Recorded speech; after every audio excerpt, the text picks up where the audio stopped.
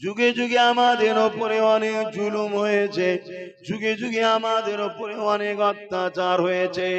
এমনও দিন গেছে এই জমিনের উপরে মুসলমানদিওকে এত কতল করা হয়েছে, দাজেলা নদীর পানিখানা লাল হয়ে গেছে, হালাকু খান এত মেরেছিল এবং মুসলমানদের কাটা মাথাগুলোকে নিয়ে বিশাল বিশাল রাজপ্রাসাদ তৈরি করে ফেলেছে।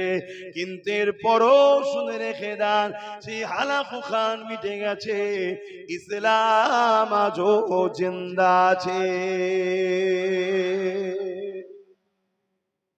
এত মেরেছে, এই মাথার খুলি নিয়ে ইট যেমন সাজায় বড় বড় রাজপ্রাসাদ তৈরি করেছে মুসলমানদের মাথায়। হালাকু খান নাম মনে রাখবে। আর দাজলা নদীর পানি পুরো লাল রক্তে, এত খুন মুসলমানদের। কিন্তু এরপরও হালাকু খান মিটে গেছে, আলহামদুলিল্লাহ। আজও ইসলাম সারা কায়নাতে, সারা পৃথিবীতে চলছে। শুধু চলছে তা নয়, আজকে দিন ইসলামের উপরে রিসার্চ করে দেখা যাচ্ছে তাম পৃথিবীর বুকে নতুন করে যুবক যুবতীরা যে ধর্মের দিকে নতুন করে ছুটছে, এখনো যে ধর্মের দিকে মানুষ আগিয়ে আসছে দ্রুত ভাবে, ওই ধর্মের নাম হলো ইসলাম। এ যুবকেরা, কিন্তু এখানে একটা বুঝার বিষয়, প্রকাশ্য দুশমন যতই শক্তিশালী হোক না কেন, তার মোকাবেলা করা, তার সাথে লড়াই করে বিজয় হওয়া, এটা ইসলামের জন্য কোনো ব্যাপার নয়। কেন, আলো এমন একটা জিনিস, অন্ধকার যত গভীর হোক না কেন, আলো যেই আসে অন্ধকার কেটে যায়। আল ইসলাম নূরুন ওয়াল কুফরু যুলমা, আল ইসলাম নূরুন ওয়াল কুফরু যুলমা। এ যুবকেরা, তরুণেরা, ইসলাম এমন একটা নূর, এই নূরের আলোর কাছে কুফরি অন্ধকার যতই হোক না কেন আলোকিত করতে কোনো অসুবিধা হয় না। তাই প্রকাশ্য দুশমন যত শক্তিশালী হোক না কেন, প্রকাশ্য দুশমন যত পাওয়ারফুল হোক না কেন, এই জায়গাতে কোনো অসুবিধে নাই। বিজয় আগেও হয়েছে, আজও হবে, ইমাম মেহেদী সাল্লামের নেতৃত্ব হবে। এ যুবকেরা মনে রেখে দেবেন, তাহলে অসুবিধাটা কোথায়? অসুবিধা হলো মুসলিম দাবিদারদের মধ্যে দাড়ি টুপি রেখে হোক, দাড়ি টুপি চেচে হোক, মুসলমান নামধারীদের মধ্যে থেকে এক দল মুনাফিক রয়েছে। এই মুনাফিকরা হলো আমাদের জন্য বড়ই ভয়ঙ্কর, বড় ভয়ঙ্কর। মানে এরা আমাদের থেকে সব লাই, এরা আমাদের সাথে থাকে, কিন্তু এদের বাহ্যিকটা আমাদের সাথে, অন্তরটা থাকে ইসলামের দুশমনদের সাথে। কথা অসুবিধা হচ্ছে না তো? শুনছেন তো মন দিয়ে? মাইকে আওয়াজ বুঝতে পারছেন তো? এটা আল্লাহর কোরআন, বেশি দূর নয়, সূরা বাকারা খুলে দেখুন। আল্লাহ বলছে, মানুষের মধ্যে একদল মানুষ আছে যারা নিজেদেরকে মুসলিম দাবি করে, কিন্তু তারা আদৌ মুসলমান নয়। তারা মুসলমানকে বোকা বানাতে চায়। মূলত তারা নিজেরাই বোকা হচ্ছে, তাদের আখিরাত কত ভয়ঙ্কর হচ্ছে তারা বুঝতে পারছে না। তারা যখন মুসলমানদের সঙ্গে মেশে, মুসলমানদেরকে বলে, আরে আমি তো তোর সাথে আছি, আমরা তো তোদের, আমরা তো আছি, কথা বললেন। আর অপর দিকে গোপনে যখন তারা তাদের দুনিয়ার প্রভুর সাথে মেশে, তখন তাদেরকে যে বলে, আমরা তো শুধুমাত্র মুসলমানদের সঙ্গে নাটক করি, বোকা বানাই। কিছু বুঝতে পারছেন? এদেরকে শরিয়তের ভাষায় মুনাফিক বলা হয়। এ নওজোয়ান তরুণেরা, এই মুনাফিক হলো আমাদের জন্য সব থেকে বড় ভয়ঙ্কর। কেননা আমার বাড়িতে কটা দরজা আছে, আমার বাড়ির ভেতরে কোথায় কি আছে কেউ জানে না। কিন্তু আমার ঘরের লোক যদি বাইরের দুশ্মনকে জানিয়ে দেয়, তবেই তো নকশাটা পেয়ে যাবে। এখান দিয়ে যেতে হবে, এখানে সুড়ঙ্গ আছে, এখানে দরজা আছে, যদি সমস্যা হয় এই দিক দিয়ে চলে যেতে হবে। সব ব্লুপ্রিন্টটা যদি দুশ্মনের হাতে কেউ দিয়ে দেয়, তাহলে দুশ্মনের জন্য তো আমাকে পরাজিত করতে সহজ হবে। এই আমাদের মধ্যে একদল মুনাফিক রয়েছে। এ যুবকেরা, তরুণেরা, বাপেরা, তারা এমন করে ইসলামের দুশ্মনের সঙ্গে মিশে আমাদেরকে ভেতর থেকে ক্ষতি করছে। এই জমিনের ওপরে তারা এই ভাটপাড়া অর্জুন সিং এর বিরুদ্ধে কেস করবে না, যে বলেছে ইসলামে নাকি রেপ করা পাপ নয়, তার বিরুদ্ধে কথা বলবে না। যে কিনা এমন করে কোরআন শেষ হয়ে যাবে বলবে, তার বিরুদ্ধে মামলা করবে না, তার বিরুদ্ধে কথা বলবে না। অথচ ওই মুসলমানকে সামনে কোন উলামা যখন বলবে দিনের স্বার্থে, মসজিদের স্বার্থে, বাবারা আল্লাহ দিনের স্বার্থে তোমরা ঐক্যবদ্ধ হও, এক হও, এক হও, কাউকে মারার জন্য নয়। কারণ ইসলামের জুলুম করা হলো হারাম, কিন্তু নিজের পরিবার, নিজের বাচ্চাদের ভবিষ্যৎ বাঁচাবার জন্য এক হও, নিজের মসজিদের উপরে হামলা করে রুকার জন্য এক হও, নিজের কবরস্থানকে রুখার জন্য এক হও। এই মুনাফিক গুলো তখন বলবে অন্য বক্তা নিয়ে আসো, এ বক্তা চলবে না। আছে না? এইগুলো কি আমাদের প্রথম চিনতে হবে। অসুবিধা হলে বলুন, লাইন ঘুরিয়ে দিচ্ছি। আব্বা অসুবিধা হচ্ছে আব্বা? এইগুলো হলো সেই কোয়ালিটি। এটা কি নতুন না, আগেও ছিল?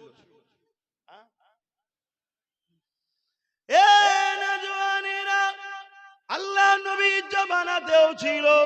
নবী পাকের সময়ে যতটা নবীকে কষ্ট প্রকাশ দুশ্মনরা না দিয়েছে, তার থেকে বেশি কষ্ট মুনাফিকরা দিয়েছে। আল্লাহ নবী সাহাবাদিগকে নিয়ে জালিমদের জুলুমের হাত থেকে মদিনাকে কিভাবে নিরাপদে রাখা যায়, জালিমদের জুলুমের হাত থেকে সাহাবাদেরকে কিভাবে নিরাপদে রাখা যায়, জালিমদের জুলুমের হাত থেকে নারী বাচ্চাদেরকে কিভাবে সুরক্ষিত রাখা যায়, এই প্ল্যান পরিকল্পনা নবী করত। আর নবীর মজলিসে তারা মুমিন সেজে, মুসলমান সেজে, সাহাবা সেজে ঢুকে বসে থাকতো। তারা টুক করে গিয়ে ইসলামের দুশ্মনদের কাছে বলে দিত, এর বিনিময়ে মোটা অঙ্কের টাকা নিয়ে নিত। এইভাবে তারা সাহাবাদের উপরে জুলুম করেছে, সাহাবা হুজুরদের উপরে অত্যাচার করেছে। এই মুনাফিকদের মধ্যে থেকে এক মুনাফিক, যার নাম হলো আব্দুল্লাহ ইবনে উবাই, যে কিনা নবী পাকের পিছনে নামাজও পড়তো, নবী পাকের সঙ্গে জিহাদে গেছে, নবী পাকের সঙ্গে রোজা রেখেছে, নবী পাকের সঙ্গে হজ করেছে। কিন্তু আবার যখন আম্মা জান আয়েশা হুজুরের বিষয় এলো, আম্মা জান আয়েশা হুজুরের বিষয়ে সব থেকে বেশি পাড়ায় পাড়ায়, বাজারে বাজারে মিথ্যাচার করে ছড়িয়েছিল এই আব্দুল্লাহ ইবনে উবাই। তাই আজও মুনাফিক আমাদের মুসলিম সমাজের মধ্যে আছে না নাই? এগুলো জানানো জাতিকে দরকার আছে না না? বলুন। কেন কাল তো মুনাফিক এসে বলতে পারে যে এসআইয়ের ফর্মটা আমায় আমি জমা করে দেবো, নিজে ডাস্টবিনে ফেলে দিতে পারে। কে? আমার কথা কি কষ্ট হলো? এটাও তো একটা জটিল বিষয়। আমার ভাই আপনি, আমার দেশবাসী আপনি, ফেঁসে যাবেন, বিপদে পড়ে যাবেন, এই বিষয় থেকেও তো সুরক্ষিত রাখার জন্য কথা বলার নামও তো ইসলাম। জোরে বলুন সুবহানাল্লাহ। এরা এত বড় মুনাফিক, এরা কোরআনের 2টো আয়াত নেবে, 3টে আয়াত নেবে না, 5টা আয়াত নেবে, 10টা আয়াত নেবে না। এদের বক্তব্য কোরআনের কিছুটা লাও, কিছুটা লিও না, এটাও একটা মুনাফিক। এদের বক্তব্য মৌলী সাহেবরা আসবে, নামাজের কথা বলবে, রোজার কথা বলবে, বাকি অন্য বিষয়ে কেন বলতে যাবে বাবা? শুনছেন তো নাকি? মৌলী সাহেবরা সুদের বিরুদ্ধে বলবে কেন? মৌলী সাহেবরা মদের বিরুদ্ধে বলবে কেন? কথা শুনছেন? কেন মদের বিরুদ্ধে বললে মুসলিম ছেলেরা যদি মদ খাওয়া ছেড়ে দেয়, তাহলে এখন তো সরকার মদ ব্যাপারী হয়েছে, তার তো বাজার খারাপ হয়ে যাবে, এজন্য এদের অসুবিধা হয়। এই মুনাফিক মুসলমানগুলো তখন বলে কি, না ওই মদের বিরুদ্ধে বলছে, ওই হুজুর আনা যাবে না। শুনছেন তো নাকি? আর মদ যদি বিক্রি না হয়, তাহলে বাড়ি বাড়ি ভাতা ভিক্ষাটা দেবে কি করে? আর ভিক্ষা যদি না পায়, তাহলে মা বোনেদেরকে তো সাথেও পাবে না। শুনছেন তো নাকি? এই জন্যই তো সমস্যা। কিন্তু বলুন, আমার ইসলামে মদ হালাল না হারাম? আমার সংবিধান মদের পক্ষে না বিরুদ্ধে? আমি সবাইকে জিজ্ঞেস করছি, আমার সংবিধানও মদের বিরুদ্ধে। তাহলে আজকে আমরা কোথায়? বাবেরা, নওজওয়ানেরা, ইতিহাসের পাতায় একটা যোদ্ধার নাম বলে যায়, শুনে রেখে দেন, যিনার নাম হল হযরতে সালাউদ্দিন আইবি রাহমাতুল্লাহ আলাইহি, যিনি একদিকে যেমন মিশরে হুকুমত করেছিলেন, আবার তিনি জগৎ বিখ্যাত আল্লাহ পাকের ওলি বান্দা ছিলেন। তিনার জীবনে এমন কোন রাত যায়নি তাহাজ্জুদের নামাজ কাজা করেছে। আবার মিশরের রাজত্ব চালাচ্ছে। আর আজকে আমাদের ইমামরা যদি বলে, তোদের আমি তো ইমাম রে, আমার পিছনে তো নামাজ পড়ি, জুম্মাটাও তো পড়িস, এক কাজ কর, এবারে পঞ্চায়েতে যখন ভোট হবে আমি এই বুথে দাঁড়াবো, আমাকে ভোটটা দিস। কি বলবে মুসল্লিরা? এই ইমাম ভালো নয়। শুনছো তো নাকি? কেন এই সমস্যা, এই রোগ আমাদের মধ্যে ঢুকলো কেন? আর ওমর ফারুক মসজিদে নামাজও পড়ায়, অর্ধেক পৃথিবী চালায়। জোরে বলুন সুবহানাল্লাহ। এই রোগটা আমাদের মধ্যে ঢুকেছে কি করে? সমস্যাটা কোথাও বুঝতে পারছেন তো নাকি? হ্যাঁ, এটা রোগ, এটা মারাত্মক। ইমাম ওই গ্রামে সব থেকে ভালো লোক না খারাপ লোক? বলুন বলুন, আমি জিজ্ঞেস করছি। আপনি আপনি আপনি ইমামটা কার? মুসলমানদের তো? মুসলিম মহল্লায় মসজিদে ইমাম যিনি আছে, ওই মহল্লাতে তিনি ভালো লোক না খারাপ লোক? তাহলে তাকে আপনি যখন ভালো বলছেন, তাহলে সেই ভালো লোককে আপনি নেতা বানাচ্ছেন কেন? বলছেন না ওটা মৌলী সাহেবদের কাজ। তাহলে কি কাজ? মুরগি জবাই করা কাজ। মৌলী সাহেব মুরগি জবাই করবে আর আমরা খাবো। আর আমার মৌলী সাহেব গুলোকেও বলি যে আপনারা কোথায় গেলেন? হ্যাঁ, আপনাদেরও অবস্থা নিজেরাই খারাপ করে ফেললেন। এখনো টাইম আছে। কেউ না সাদ্দিক আব্বাস সিদ্দিকী সাথে আছে, আসো সংগঠিত হও, নিজে বাঁচো, নিজের পরিবারকে বাঁচাও, মুসলিম জাতিকে বাঁচাও।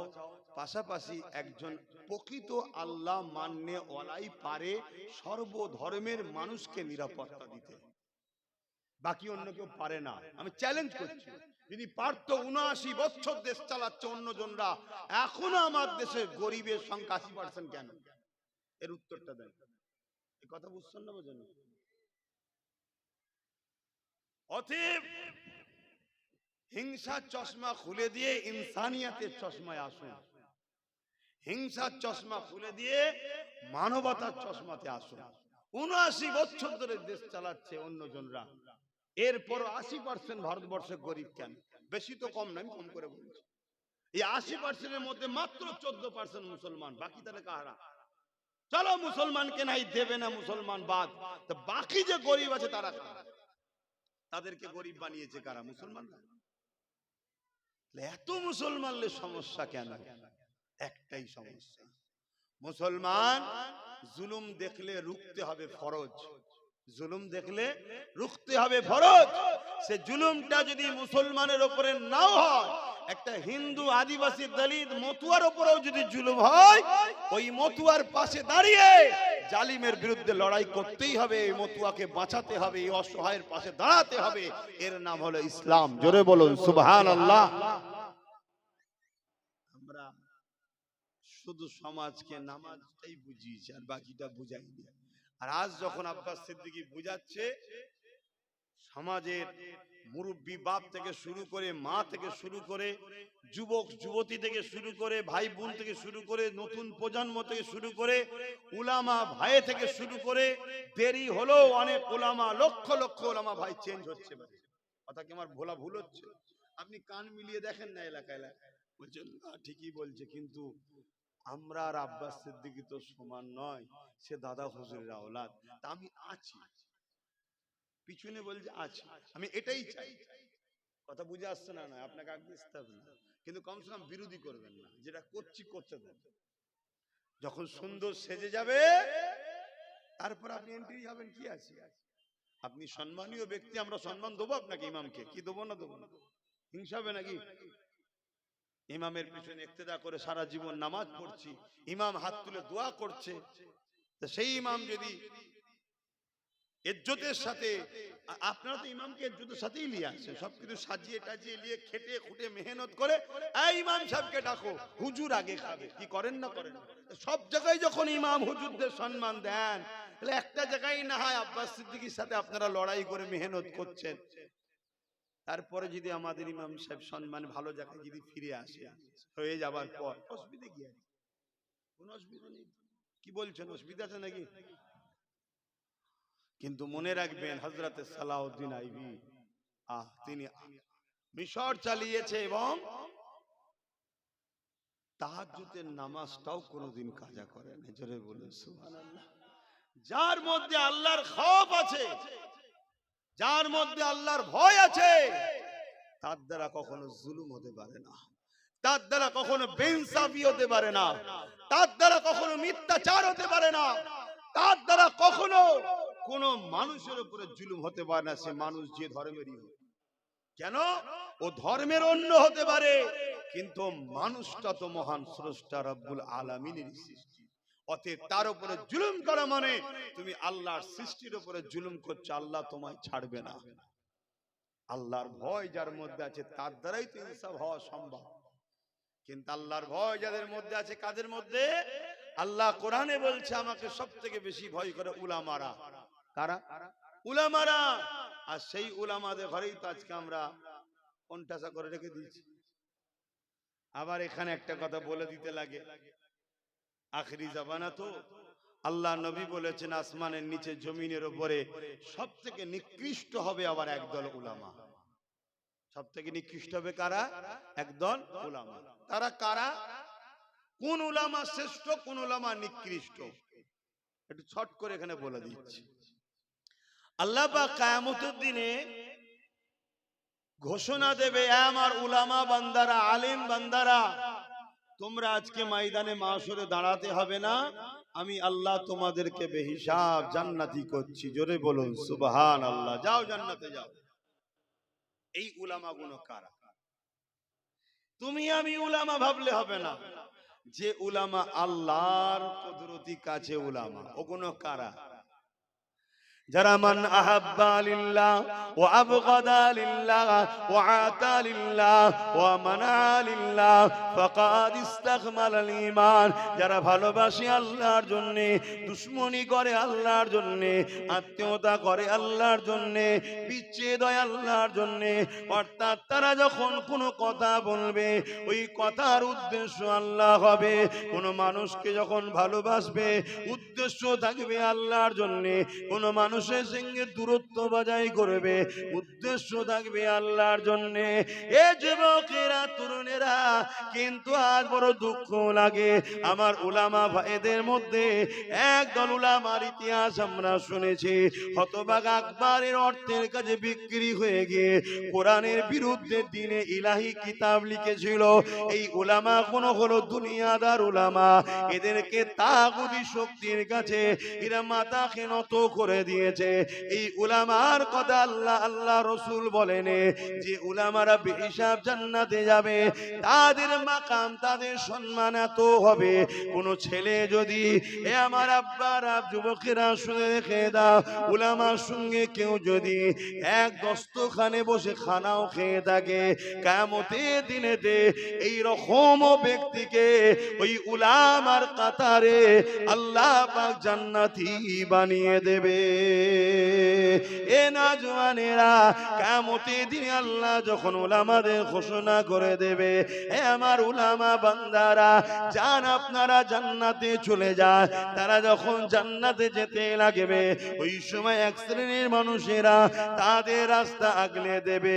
এ আল্লাহ পাকের উলামা বান্দারে, দুনিয়া জমিনে আপনারা ওয়াজ করেছিলেন আল মারউ মা মান হাব্বা, দুনিয়ায় যে যাকে ভালোবাসবে তার সঙ্গে জান্নাতে যাবে। দুনিয়া জমিনে আপনাদেরকে আমরা মহব্বত করতাম, আপনাদের মাহফিলে যেতাম, আপনাদের কথা মতো চলতাম, আপনাদের পিছনে দাঁড়িয়ে থাকতাম, আপনাদের হয়ে ঢাল হয়ে ঘিরে রাখতাম। আপনাদের উপরে কোনো আঘাত আসলে আমরা খাওয়া দাওয়া ছেড়ে দিয়ে, ঘর বাড়ি ছেড়ে দিয়ে, কিসের কথা না ভেবে আপনাদের জন্য ছুটে যেতাম। আপনাদের জন্য দুনিয়ায় অনেকের সঙ্গে আমাদের সম্পর্ক নষ্ট হয়েছে, কারণ আপনারা বলেছিলেন বাবারা এদের সঙ্গে মিশে না বাবা, আপনাদেরকে মেহমানদারি করেছি, আপনাদেরকে পেয়ার করেছি, ভালোবেসেছি। আজ আপনারা জান্নাতে চলে যাচ্ছে আমাদেরকে বাদ দিয়ে, এটা কেমন করে হতে পারে? আপনারাই তো হাদিস শুনিয়েছেন, বুখারীর মধ্যে রয়েছে, এক গ্রাম্য মানুষ এসে আল্লাহ নবীকে জিজ্ঞাসা করবে, ইয়া রাসূলুল্লাহ হাবিবাল্লাহ, কিয়ামতটা কবে হবে? আল্লাহ নবী বললে, এ বাবা ছেলে, কিয়ামত একদিন না একদিন হবে, কেননা কোরআন বলেছে ইজা ওয়াকাতিল ওয়াকিয়া লাইসা লিওয়াকাতিহা কাসিবা, কিয়ামত অবশ্যই হবে, যার মধ্যে কোনো সন্দেহ মিথ্যা না। তবে বাবা ছেলে রে, মাদাত্তালাহা, তুমি কিয়ামতের জন্য কি তৈরি করেছো, কি প্রস্তুতি হয়েছো? কেন কোরআন বলছে তানজুরু নাফসুম মা কদ্দামাত লিগাদ, প্রতিটা নফসের উচিত পরকালে ভাবা। তুমি যে কিয়ামতের খোঁজ নিচ্ছ, এটা তো হবে, তো তুমি কি তৈরি হয়েছো? ওই যুবকটা বলতে লেগেছে, ফাকামাদাতুলহা কাসীরা সালাতি ওয়া সিয়ামি, ইয়া রাসূলুল্লাহ হাবিবাল্লাহ, বেশি বেশি নামাজ রোজা করতে পারিনি, ইল্লা তবে আন্নী উহিব্বুল্লাহ ওয়া রাসূলুহু, আমার অন্তরে, আমার কলবে, আমার হৃদয়ে সব থেকে বেশি আল্লাহ ও নবীকে মুহাব্বত করি। এই কথাটা শুনে নবী আমার উত্তর দিয়েছিলেন, আল মারউ মা মান হাব্বা, এ বাবা সাহাবারা শুনে রেখে দাও, দুনিয়ায় যে যাকে ভালোবাসবে তার সঙ্গে জান্নাতে যাবে। এ আমরা উলামারা এই হাদিস আপনাদেরকে শোনায়, আপনারা শুনে রাখছেন, কিয়ামতের দিনে ওই সময় জিজ্ঞাসা করা হবে, আপনারাই তো বলেছিলেন দুনিয়ায় যে যাকে ভালোবাসবে তার সঙ্গে জান্নাতে যাবে। আজ আমরা আপনাদেরকে ভালোবেসেছিলাম, আজ আপনারা চলে যাচ্ছেন কেন? ওই সময় উলামারা আল্লাহ পাকের আরশে আজিমের দিকে ফিরে আসবে, আমার আল্লাহ পাক বলতে লাগবে, এ আমার উলামা বান্দারা, কি হয়েছে তোমাদের? আল্লাহ পাক তখন ওই সময় উলামারা বলবে, ও রব্বি আল্লাহ, দুনিয়ায় যারা আমাদেরকে বিয়ার করত, আমাদের কাতারে দাঁড়াতো, আপনার দিনের প্রচারের জন্য আমাদের বডিগার্ড হয়ে থাকতো, আমাদের সহযোগী হয়ে থাকতো, আমাদের কাতারে বসে থাকতো, এরা যদি সাথ না দিত আল্লাহ, হয়তো আমরা দিন প্রচার করতে গিয়ে হাজারো বাধা শিকার হয়ে যেতাম। ঠিক না বেটি? তোমরা যদি না সাথ দিতে, এই দিন প্রচার করতে গিয়ে আমাদের বাধা হতো না? হতো না আরো? কিন্তু বাধাকারীরা ভাবছে যে না, বাধা দিতে গেলে ওদের পাশে প্রচুর লোক আছে, তাহলে এটা তোমরা ওসিলা না। আমি যেমন দিন প্রচার করছি, একটা মহান কাজ, তোমার ওসিলাতেই তো এই মহান কাজটা হচ্ছে, তুমি কেন বেকার যাবে? হ্যাঁ, এবার শোনো, আল্লাহ তাদের বড় অবদান ছিল, আজ তাদেরকে আমরা শুনিয়েছিলাম, দুনিয়ায় যে যাকে ভালোবাসবে, দুনিয়ায় সে তার সঙ্গে বড়কালে জান্নাতে যাবে। এই রাসূলের হাদিস তাদের কাছে শোনাতা, ও আমার আল্লাহ, আজ তারা বড় আশা নিয়ে আবদার জানিয়ে রুখে দিয়েছে রাস্তা, কেন আমরা তাদের সঙ্গে জান্নাতে যাব না? আমার আল্লাহ বলবে, হে আমার আমার উলামা বান্দারে সাদ্দাক্তা, তারা সত্য কথা বলছে। আমার হাদিসের হাদিস, আমার হাবিব যে হাদিসের কথা বলেছে, আমার হাবিবের কথাটাও হলো ওহী, কোরআন ওহী। একটা ওহী মাতলু আর একটা ওহী গায়র মাতলু। আমার হাবিব যা বলেছে, আমি আল্লাহ আমারই কথা বলেছে। এই উলামা বান্দাদেরকে জানিয়ে দেওয়া হবে, যাও তাদেরকে সাথে করে নিয়ে জান্নাতে যাবা, ইজাজত দিয়ে দিলা। কথা বুঝে আসছে? এবারে ভাবু, দুদিনের দুনিয়া, আজ আছে কাল নাই, আজ আছে কাল নাই। কিন্তু আখিরাতের কথাও তো মাথায় রাখতে হবে। আজকে মানুষ যেভাবে সায়ালে টেনশন করছে, এর থেকে যারা পরিমাণ যদি অল্প টেনশন মানুষ জাহান্নাম থেকে বাঁচার করতো, আজকে মানুষ মনে হয় দুনিয়া আখিরাতের শান্তি পেয়ে যেত। শোনো, পৃথিবীর কারো কোনো শক্তি নেই তোমার ভালো মন্দর বিষয় নিয়ে কেউ কিছু করতে পারে। সবটাই তোমার পাওনা, তোমার কর্মের ফলে আল্লাহর পক্ষ থেকে হবে। অতএব তুমি আমি যদি সেই আল্লাহকে রাজি রাখতে পারতাম, তুমি আমি যদি সেই আল্লাহকে ধরার মতো ধরতে পারতাম, তাহলে এই দুনিয়া হাজারো পরিকল্পনা করুক, হাজারো প্ল্যান করুক, নিজের প্ল্যানে নিজেই ফাঁসবে। আমরা নিশ্চয়ই জানি আবু জেহেল আমার নবীকে প্ল্যান করে কুয়ায় ফেলার প্ল্যান করেছিল না করেনি? জোরে বলে। আজকেও অনেকে সেই নবীর উম্মতকে প্ল্যান করছে বিভিন্ন ভাবে ফাঁসাবার। মনে রাখবেন, যত প্ল্যান করেছে প্রত্যেকবারে নিজেদের প্ল্যানের নিজেরাই জড়িয়েছে। ঠিক তো নাকি? বলবেন তো? নিজেদের প্ল্যানে নিজেরাই জড়াচ্ছে। আজকেও যে প্ল্যান চলছে, এই প্ল্যানে দেখবেন নিজেরাই জড়িয়ে গেছে। কথা বুঝে আসছে না? বুঝতে পারছেন? কিন্তু অত গাফলতি হয়ে থাকা ভালো নয়, যে গাফলতি আমার কওমের হয়েছে। আমার কওমের যে গাফলতি, কচি দেখে দে তো, কচি এনে দে তো, এটা করে না। নিজের পিঠ যদি চুলকায়, এখানে এনেছেন ওখানে চুল, এটা নবীর মেম্বার। নিজের পিঠ যদি চুলকোই নিজেকেই চুলকে নিতে হয়, তাই তো নাকি? ভাষাটা খারাপ না, বাস্তব কথা। সমস্যা নিজেকে একটু দায়িত্ব নিয়ে করতে হবে। সব গাফলতি করে এলে বাবা এটা নিয়ে যা, নিয়ে যা, একেবারে গিয়ে ড্রামে চলে যাবে। কথা বুঝছেন তো নাকি? কারণ আপনি নিশ্চিন্তায় বলতে পারি, আমি এ বাংলার মুসলমান, এ ভারতের মুসলমান, এরা অন্য জায়গা থেকে আসেন, এরা এখানে। কিন্তু আমাদের গাফলতির জন্য কিছু ক্ষতি হলেও হতে পারে। তার জন্য গাফলতি ছাড়তে হবে। ছেড়ে দেন, সব সমস্যা ঠিক হয়ে যাবে। আর দ্বিতীয়, সমাজে এতিমের যেমন কোনো গুরুত্ব থাকে না, গার্জেন হারা হওয়ার জন্য এই দুনিয়াবি ক্ষমতার জায়গাতেও নিজেদের গার্জেন, নিজেদের লিডার, নিজেদের দল, নিজেদের পাওয়ার না থাকার দরুন আমাদের সমাজে গুরুত্ব নাই। কথা কিছু বুঝে আসছে? তুমি তোমারটা তৈরি করো। কেউ যদি তোমাকে সাথে নিতে চায়, চলো একসাথে চলি, কিন্তু তা বলে তোর সাথে আমি যাব কেন? তুই আমার সাথে আসবি কোনোদিন? কথা খারাপ লাগছে নাকি?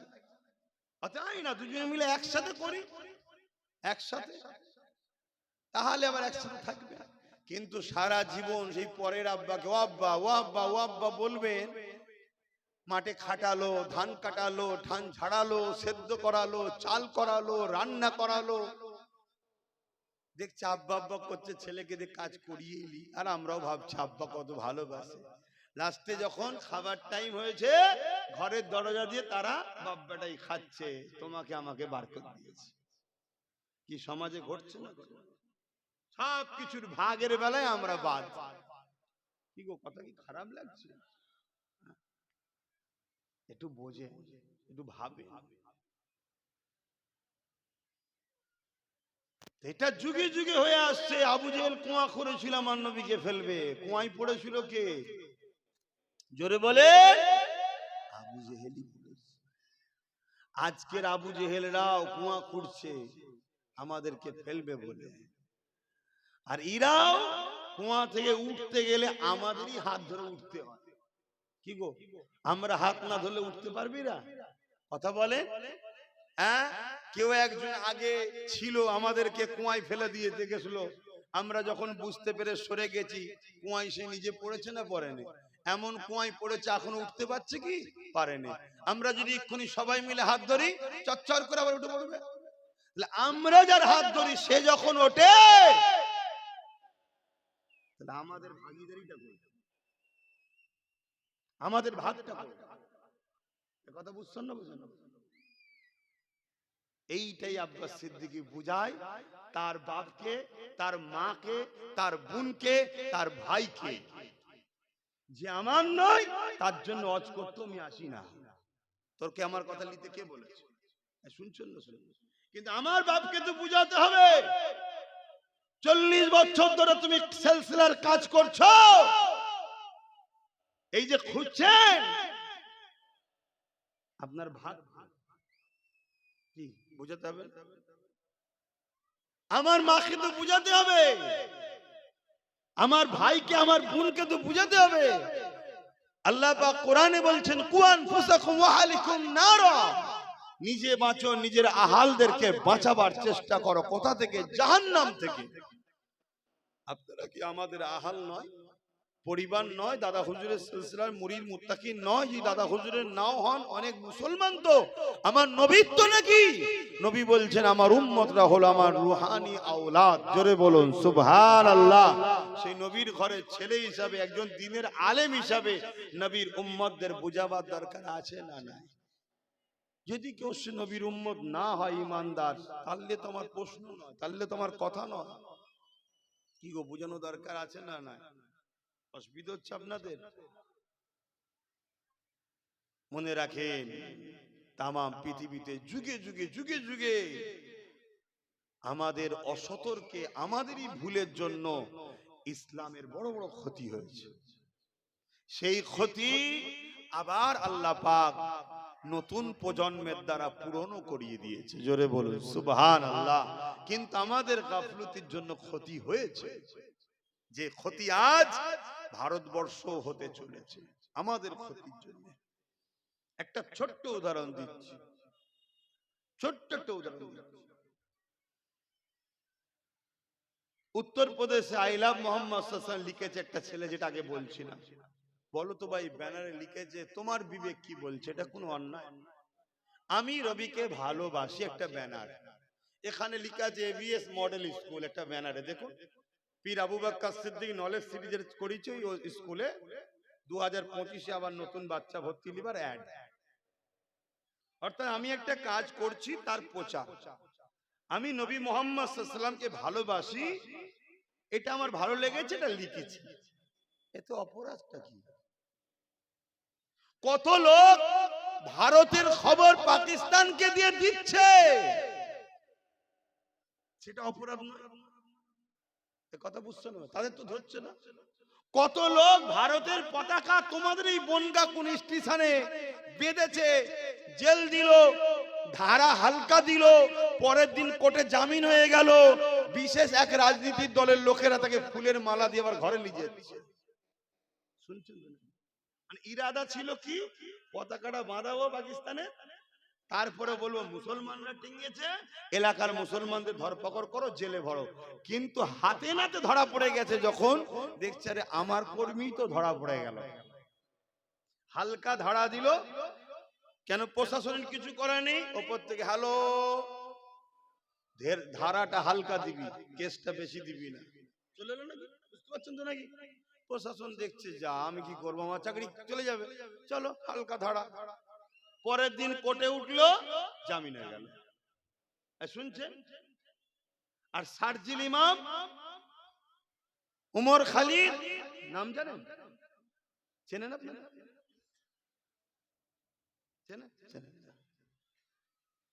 অথচ এনআরসির জন্য লড়াই করতে গিয়ে দিল্লি শাহিনবাগ থেকে বন্দি করলো, তারা নির্দোষ। মানুষকে বাঁচাবার জন্য লড়াই করতে গিয়ে ডেটের পর ডেট, ডেটের পর ডেট, ডেটের পর ডেট, এখনো জেলে আছে। অপরাধ কি? সে মুসলমান। আর এখানে পাকিস্তানের পতাকা বানছিল, এদেরকে ধরে পরের দিন ছেড়ে দেওয়া হলো। কেন?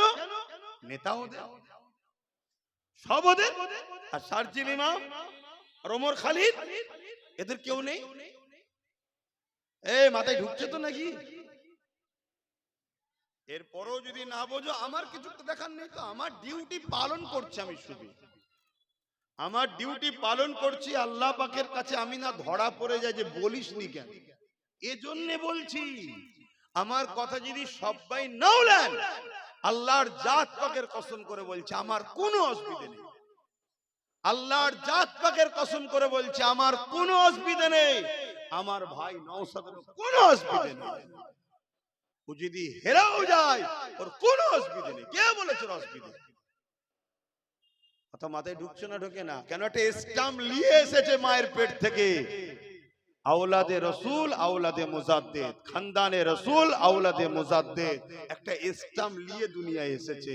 ওর আগেও দেখার দরকার নেই, পিছন দায়ে কিচ্ছু দেখার দরকার নেই। তো ওর জন্য আল্লাহ ও রসুল যথেষ্ট। কথা বুঝে আসছে না? নাই। তারপরও এত সংগ্রাম, এত লড়াই কেন?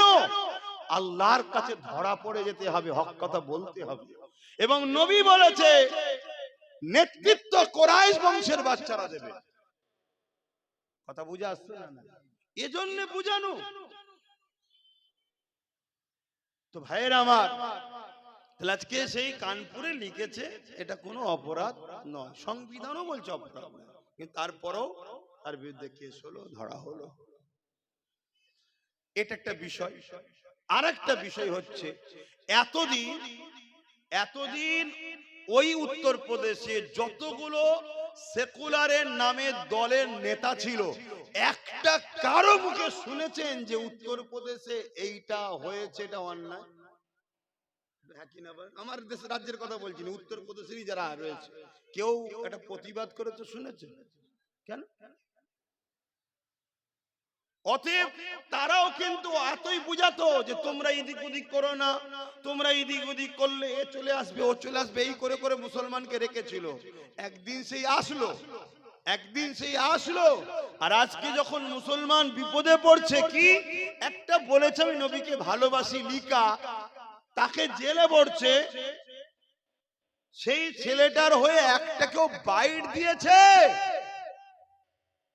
কোন দলের সুপ্রিমো বাইট দিয়েছে যে এটা অত্যাচার হচ্ছে, তার ধর্মের স্বাধীনতাকে কেড়ে নেওয়া হচ্ছে? আরেকটা কথা বলছি, বিহারে অলরেডি ভোট চলছে, গতকালকে একটা ভোট হলো বিহারে।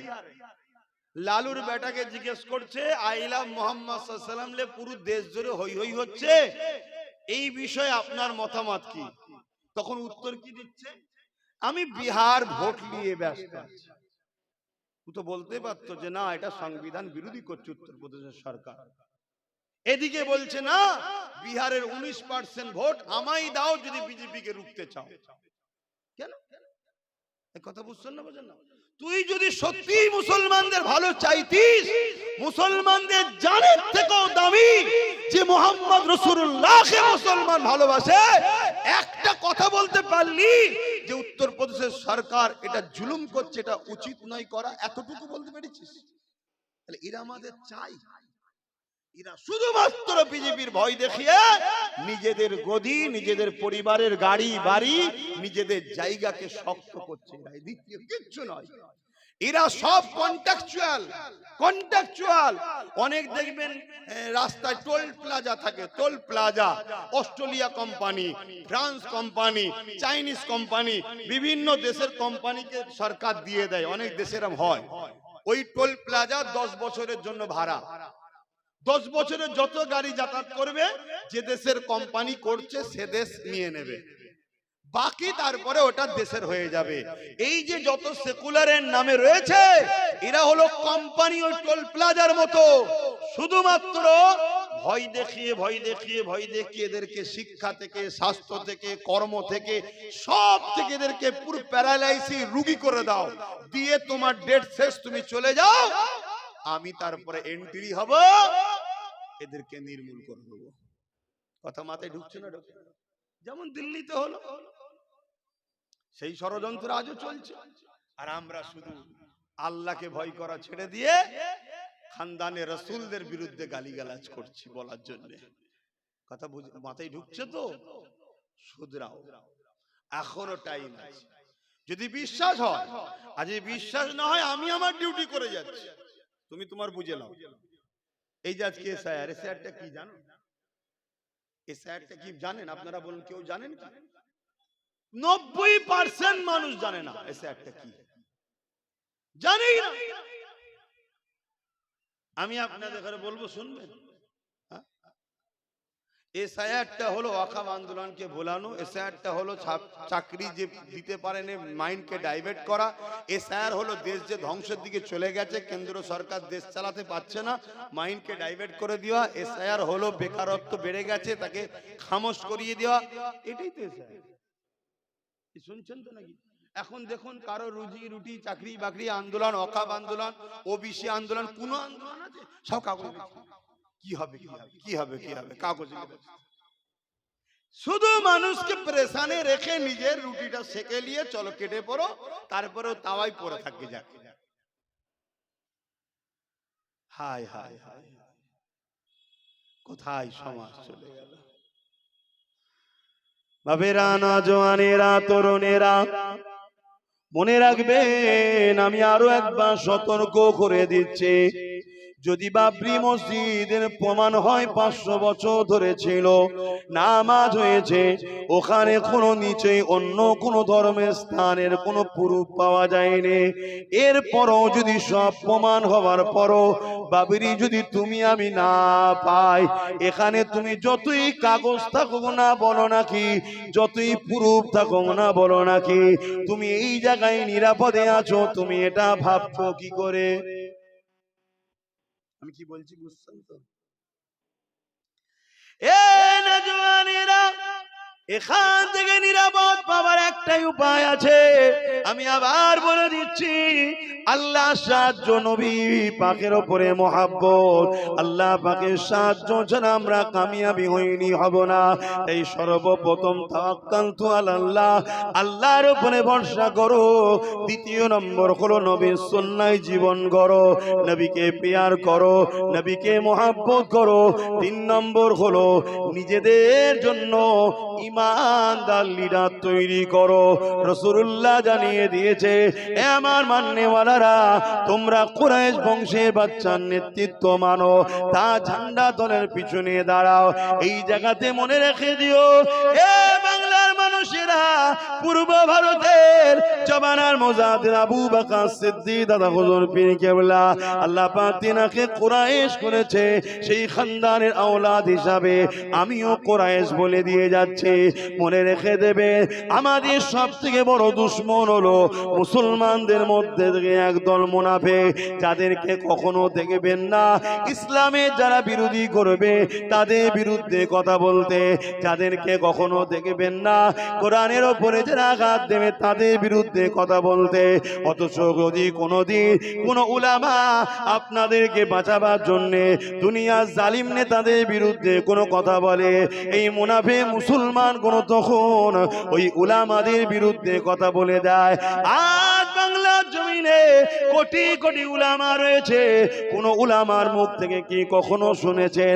হ্যাঁ, গুটি কতক বলেছে, ওই গুটি কতককে বাদ দেন, বাকি উলামাদের মুখ থেকে কখনো কি শুনেছে?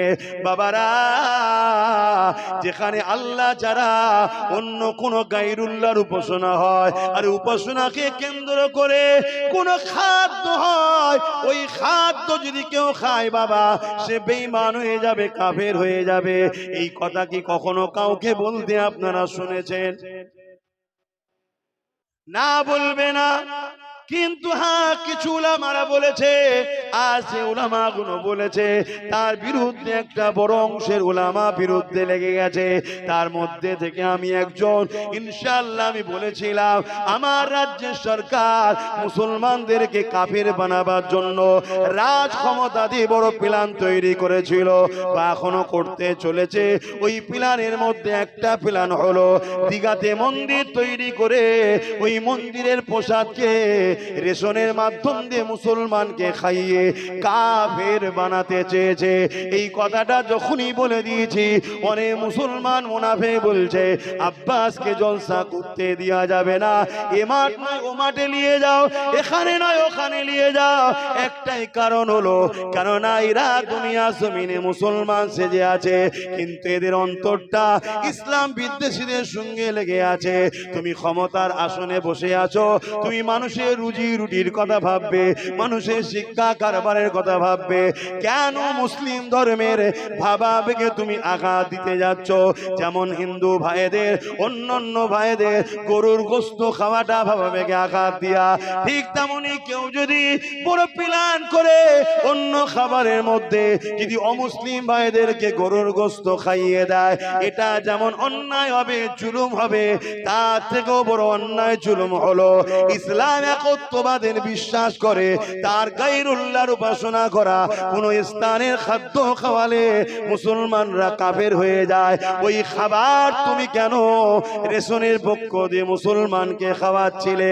এর বিরুদ্ধে কটা উলামা কথা বলেছে বলুন তো দেখে।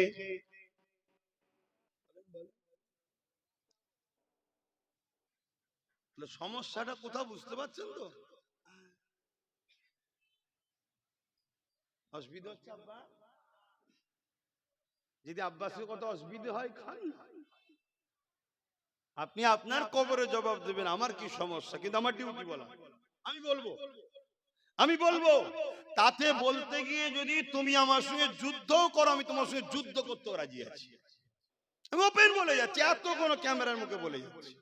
যদি কথা বলতে গিয়ে কেউ যদি বলে কথা বলা যাবে না, সে যদি বলে তোমার সঙ্গে যুদ্ধ করব, আমি দু হাত তুলে বলছি রাজি আছি তোর সঙ্গে যুদ্ধ করবো। কেন আমার কাছে আল্লাহ ও রসুল আগে, পৃথিবীর কেউ আগে না। কথা ক্লিয়ার?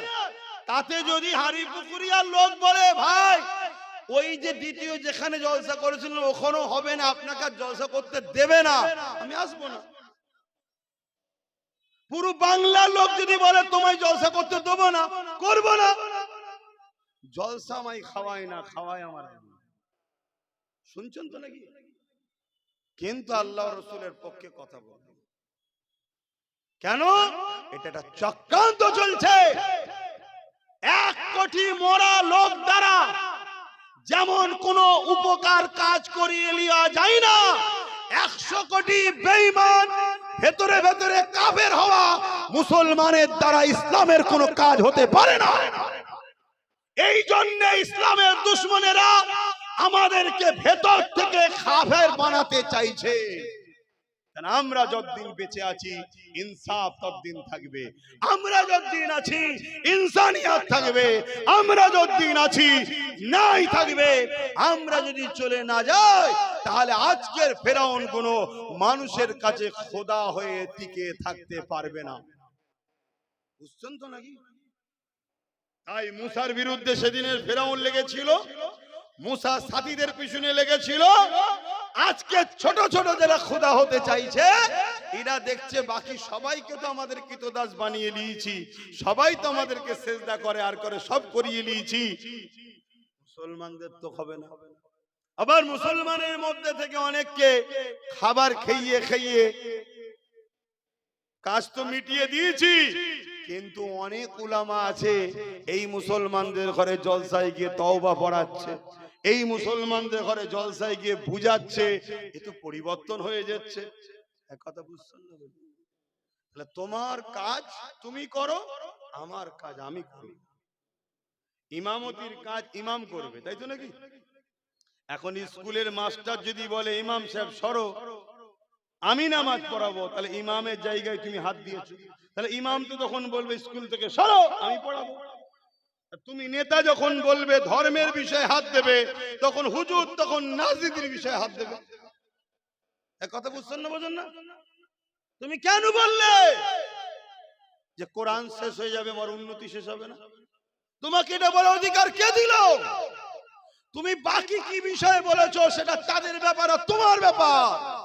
আমার কোরআন নিয়ে বলার অধিকার তোমায় কে দিয়েছে? অতএব তুমি যখন আমার কোরআন নিয়ে বলতে ঢুকেছো, তাহলে আমি তো তোমার ঘরে হাত দেব। কথা বুঝছেন না, বোঝেন না? কিন্তু তুমি যদি মনে করো আব্বাস তোমার কওমের মধ্যে অনেককেই তো আমি কিনে রেখেছি, আরে শোনো, আব্বাস কওমের লোকের উপরে ভরসা করে কথা বলে না, আব্বাস কথা বলে আল্লাহর ভরসায়। হাসবুনাল্লাহু ওয়া নি'মাল ওয়াকিল, নি'মাল মাওলা ওয়া নি'মান নাসির। আমি এই কওমকে খুশি করার জন্য ওয়াজ করতে আসিনি, আমি আমার মালিককে খুশি করার জন্য ওয়াজ করতে এসেছি। আমার মালিক শুনছে আমার ওয়াজ, শুনছেন তো নাকি? হ্যাঁ, আমি ক্লিয়ার করছি আমার কবরকে, আমি ক্লিয়ার করছি আমার আখেরাতকে। তোমার যদি মনে হয় আমার সাথে সাথ দিবা, চলে আসো, তোমার কবর আখেরাত ক্লিয়ার হবে। আর আমার কথা যদি ভুল হয়, দূর থেকে উলামারা কাদা ছুড়াছুড়ি না করে হাদিস কোরআনের দলিল দিয়ে স্টাম্প মেরে ফতোয়া দাও না। কথা বুঝছেন না? একটা কথা খুব বাজারে চলছে, আব্বাস সিদ্দিকী বলেছে টিএমসি কে ভোট দেওয়া হারাম। শুনেছেন তো নাকি? ও তো কাটিং করা জিনিস, ও তো মুনাফিকরা কেটে ছড়িয়েছে,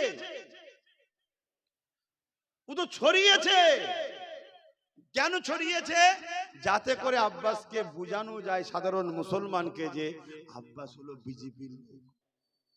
আব্বাস কার লোক? বিজেপির লোক। এই জন্য টিএমসি কে ভোট দিয়ে হারাম বলেছে। ওই বিজেপির বিরুদ্ধে বলে না তো, এই জন্য যেটা কাটিং করে এই মুনাফিক গুলো ছড়িয়েছে। কথা বুঝছেন না, বোঝেন না? হ্যাঁ, কিন্তু হাকিকাতে আমি কি বলেছি শুনবেন না? শোনা দরকার আছে না? নাই তো শোনা দেখতে পুরোটা শুনতে হবে। কি বলেছি?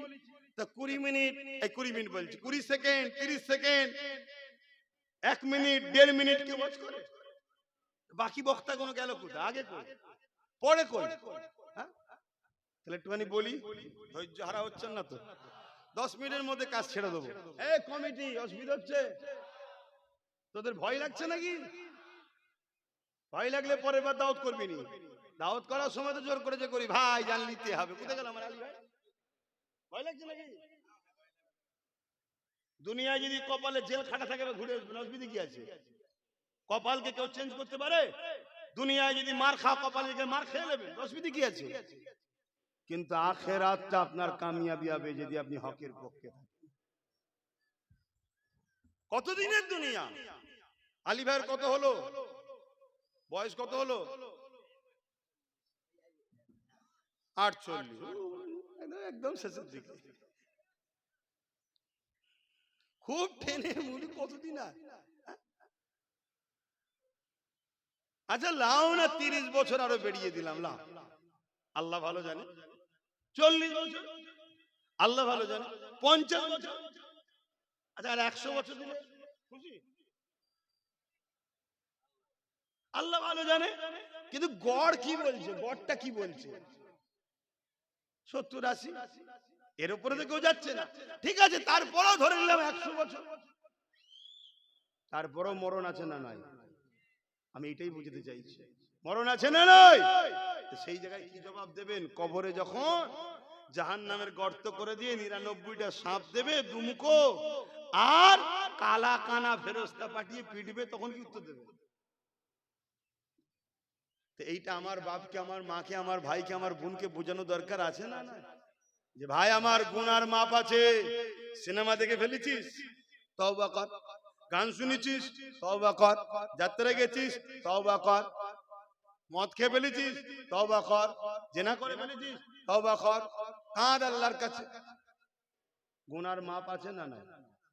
কিন্তু ইসলামের দুশ্মনী করলে, ক্ষতি করলে, তা আমার কমকে বুঝাতে হবে না? এই ভাই, ইসলামের না ক্ষতি হয়ে যায়, উপকার যদি করতে নাও পারিস, ক্ষতি করিস নি ভাই, এটা বুঝাতে হবে তো। আর এটা বুঝাতে গেলে যারা ইসলামের ক্ষতিকারক তাদের গায়ে লাগবে না? লাগবে না? কথা বলো। এখন যদি লেগে যায়, তাহলে কি ফেরাউনের বিরুদ্ধে বলা বন্ধ? আবু জেলের বিরুদ্ধে বলা বন্ধ? এই উদ্বার বিরুদ্ধে বলা বন্ধ? বলছেন না, ওখানে বলুন না। আজকে জেন তো ফেরাউনের বিরুদ্ধে বলবেন না। কেন? বলছে এ তো বেঁচে আছে, ও তো মরে গেছে, ও তার আসতে পারবে না, ওর বিরুদ্ধে হদ্দ বলা বলে। ও না, ওর বিরুদ্ধে যদি 100 বার বলা হয়, ওকে তো আল্লাহ দেখিয়েছে আমাদেরকে উদাহরণ হিসাবে, ওর সঙ্গে যার মিলবে সেই সেই ফেরাউনের থেকে বিরুদ্ধে থাকতে হবে। এই জন্যই তো আল্লাহ এজিদকে তৈরি করেছে। তো চলেন, নামাজের সময় হয়ে আসছে, আমি ছোট্ট করে এটা বলে দিই। আমি অ্যাকচুয়ালি বলেছি কি জানেন, ইসলাম বলছে অন্যায় দেখলে হাত দিয়ে রোকো। ইসলাম কি বলছে, আমার রসুল কি বলছে, অন্যায় দেখলে একটু সাড়া দেবেন, 10 মিনিটের মধ্যে হয়ে যাবে। অন্যায় দেখলে হাত দিয়ে রোকো। যদি হাত দিয়ে রুখতে না পারো, হাতে ক্ষমতা নেই, দুর্বল মানুষ, তাহলে মুখ দিয়ে অন্যায়ের প্রতিবাদ করো। যদি অন্যায়ের প্রতিবাদ মুখ দিয়ে করার ক্ষমতা নেই, তাহলে কমসে কম অন্তর থেকে ঘৃণা করো। এই অন্তর থেকে ঘৃণা করাটা হলো ইমানের শেষ স্তর, একেবারে দুর্বল ইমান, এরপরে ইমানের আর কোনো স্থান নাই। তাহলে আজকে কেন্দ্র সরকার, আমি ঠিক এইভাবে বলবো, আজকে কেন্দ্র সরকার ওয়াকাফ কালা কানুন করে আমার মসজিদ, আমার কবরস্থান, আমার ঈদগাহ, আমার খানকা নিয়ে নিচ্ছে, দখল করে নিচ্ছে, সেগুলোকে প্লেন করে দিয়ে বড় বড় শপিং মল, বড় বড় সিনেমা হল, থিয়েটার, কল কারখানা আদানি আম্বানির জন্য হবে। এটা নাই করছে না অন্যায় করছে? এটা আওয়াজ দিয়ে বলবেন অন্যায়।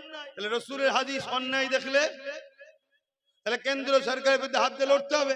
হাতে ক্ষমতা নেই, আছে ক্ষমতা নেই, তাহলে মুখ দিয়ে প্রতিবাদ করতে হবে। ধরেন কোন মুসলমান এমনও আছে মুখ দিয়ে প্রতিবাদ করারও ক্ষমতা নেই, তার উচিত কি? ঘন্না করতে হবে। যদি এটাও না করে কোন মুসলমান যদি কেন্দ্র সরকারকে ভোট দেয়, তার মানে তাকে সাপোর্ট করলো, আরো শক্তিশালী হোক, সে শক্তি হয়ে কি করবে? আরো মসজিদ মাদ্রাসাকে ভাঙবে। তাহলে তুমি সাপোর্ট করলে না করলে না, কথা বুঝছেন? তাহলে তার মধ্যে কি ঈমান থাকবে? এইটা আমি প্রথম বলেছি যে কেন্দ্র সরকারকে ভোট দিলে ঈমান থাকবে না।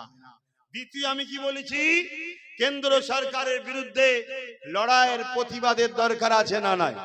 প্রতিবাদ করতে গিয়ে হঠাৎ করে যদি রাজ্য সরকার বলে দিল্লি গিয়ে আন্দোলন করো, আর আজকে কলকাতায় নিরপেক্ষ, দিল্লি গিয়ে আন্দোলন করো, বাংলায় আন্দোলন হবে না, যদি বাংলায় কেউ আন্দোলন করো, গুলোগুলি করো, আমি তার সব থেকে বড় দুশ্মন হব। ও আমি বিজেপির বিরুদ্ধে আন্দোলন করলে তুমি আমার দুশ্মন, তার মানে কি তুমিও চাইছো মসজিদ মাদ্রাসা ভাঙছে, ভাঙুক, রুকা যাবে না? কথা মাথায় ঢুকছেন না কেন? তাহলে তুমি মসজিদ মাদ্রাসার দুশ্মন না বন্ধু? জোরে বলুন। তা যে দুশ্মন হয় তাকে হাত দিয়ে রুখতে হবে, যদি হাতে ক্ষমতা না থাকে মুখ দিয়ে প্রতিবাদ, যদি মুখে প্রতিবাদ নাই অন্তত ঘৃণা করতে হবে। এরপরেও না করে কোন মুসলমানের বেটা যদি একেও ভোট দেয়, ঈমান থাকবে? এইটাই তো বলেছি।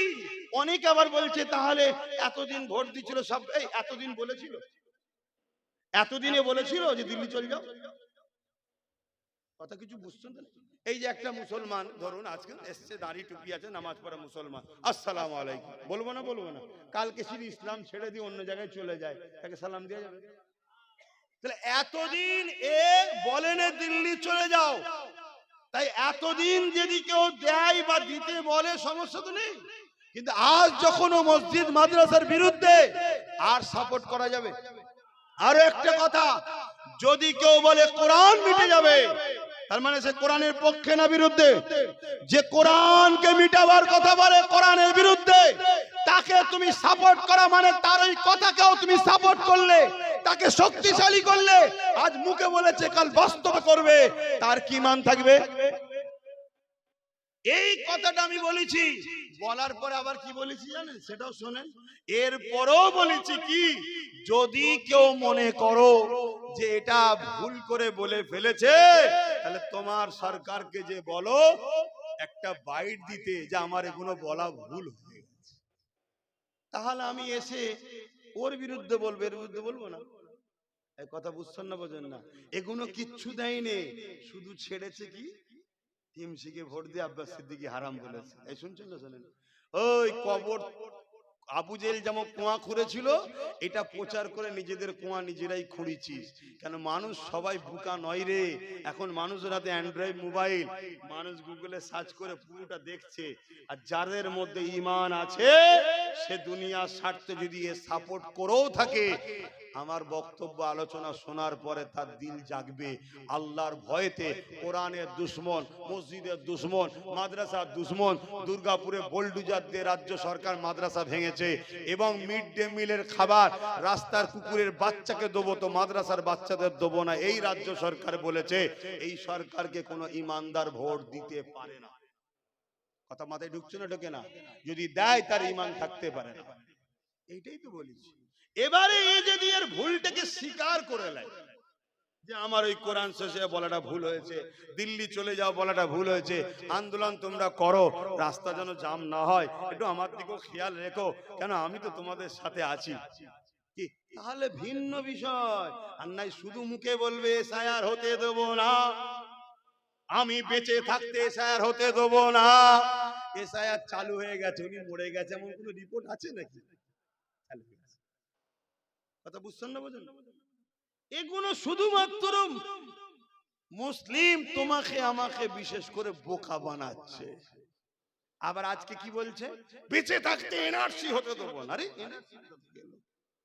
কথা বুঝে আসছে না? যদি বলেন না এনআরসি হচ্ছে, তাহলে অন্য অন্য রাজ্যে এসআইআর কে কেস করে তাদের বিধানসভায় বিল পাস করে এসআইআর বন্ধ করে দিচ্ছে অন্য অন্য রাজ্য, জানেন তো নাকি?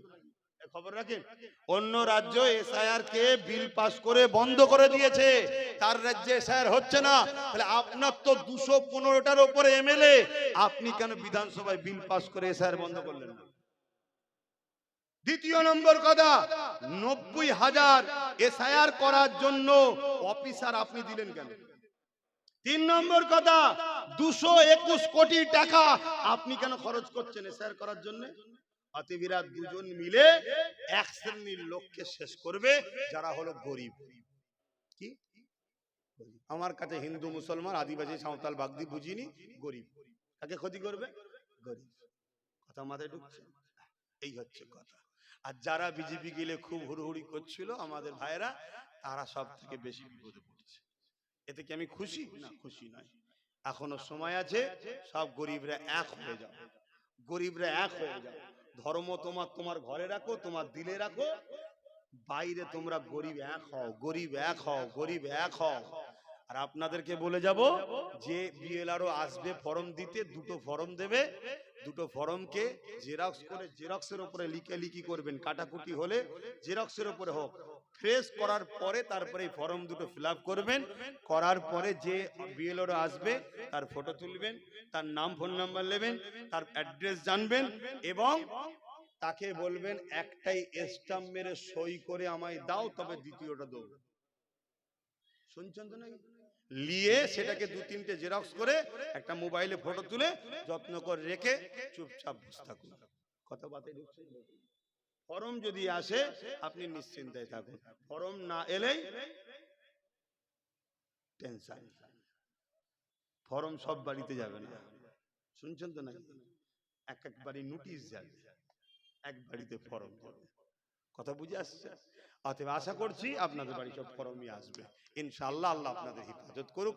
একজন পীর হিসেবে, পীরজাদা হিসাবে, নবী বংশের খানদান, দাদা হুজুরের আওলাদ হিসাবে দোয়া করি আল্লাহ এই বিপদ থেকে আপনাদের হেফাজত করুক, বলুন আমিন।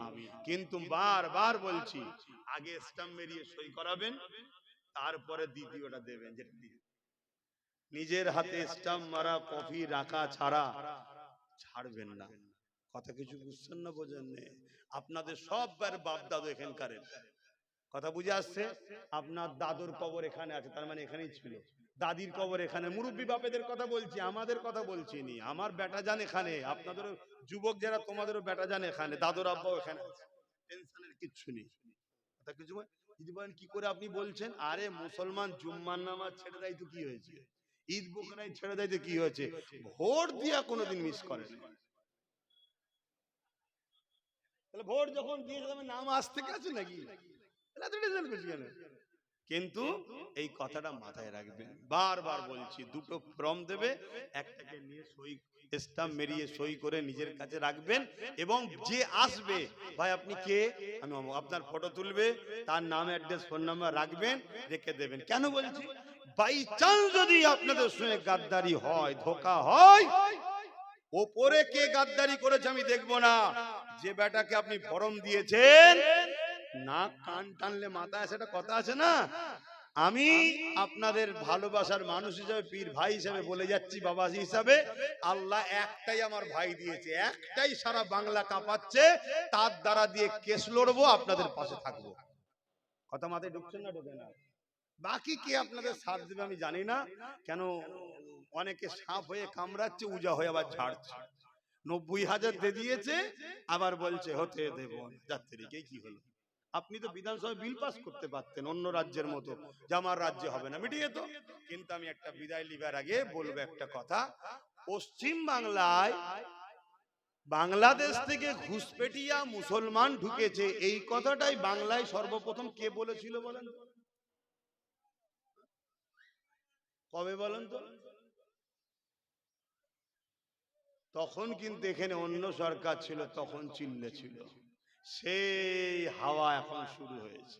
তাহলে আপনাদের ঘরে ঘুষপেটিয়া বলেছে যিনি প্রথম, তিনি এখন নিজের খাটিয়া ঠিক করার জন্য ময়া কাদা কাঞ্চে, একটু সাবধানে চলবেন। বাকি নিতে হয় ল্যান, না নিতে হয় ল্যান, তবে বাচ্চাগুলোকে দেখে মায়া লাগে যে আপনাদের ভুলের জন্য এই বাচ্চাগুলোকে অল্প বয়সে না কাফন পরতে হয়, যেমন প্যালেস্তাইনে পড়তে হচ্ছে। প্যালেস্তাইনের লোকেরা ভুল করেছে, তাই তাদের ঘরে আজকে কাফন পড়তে, তাদের বাচ্চাদের ঘরে কি ভুল করেছে? দুধ খাওয়াও সাপকে নয় মানুষকে। যে জাতি সম্বন্ধে আমার কোরআন বলে গেছে যে ইরা তোমাদের প্রকাশ্য দুশ্মন, তাদেরকে ওরা দুধ কলা খেয়ে পড়া করেছিল, আজকে কি করছে দেখো না। একটু মাথায় ঢুকাবার হয় ঢুকাও, আর নয় চলো সালাম পড়িয়ে দোয়া করে দিই, তুমি তোমার ঘরে যাও, আমি আমার ঘরে যাই, কি আর বলবো, এছাড়া কি বলতে পারি? আপনি তো বড় হয়েছেন, ছোট তো বাচ্চা নয় যে কোলে কোলে চলে গেলাম। ইয়া নবী সালাম,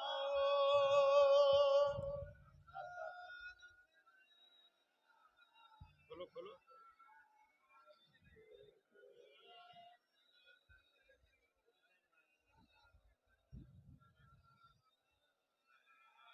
طلع البدر علينا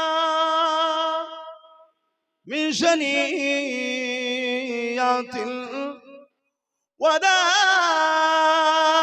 الوداع وجب الشكر علينا ما دعا لله أهداي يا نبي سلام يا رسول يا حبيب